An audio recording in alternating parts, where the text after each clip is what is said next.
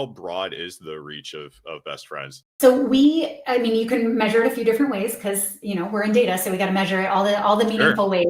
So we do have over 5,500 network partners. And for us, that is different organizations across the US that are supporting and helping pets. And so that's mostly shelters and rescues, but it's also, spay neuter operations and, just national organizations that are helping with other work and how they can support in different ways. Intake diversion programs so that the pet never ends up in the shelter in the first place. We can find it a home outside of the sheltering system. So we have 5,500 organizations, and there's a little bit less than 4,000 shelters. So that's a lot of organizations considering the size of the movement that are committed and connected to us. So that's from the organization side, but we also have supporters.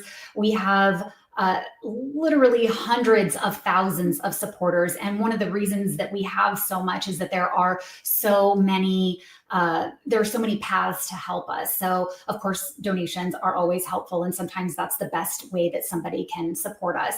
But then there's also volunteering opportunities. I see in the chat, Adriana has, been in volunteer for quite a long time. And so that's another way that we really can get help. So the other thing that Best Friends does that we're mostly known for is actually not our national programs. It's our sanctuary. We have the largest companion animal sanctuary in the US. And so that's the sanctuary you were talking about, Brian came to and volunteered. And so there's a lot of really good volunteering programs, but also, like I mentioned, a lot of volunteering opportunities in the community from your home. We have a really robust volunteer community that helps us collect data from all of the shelters.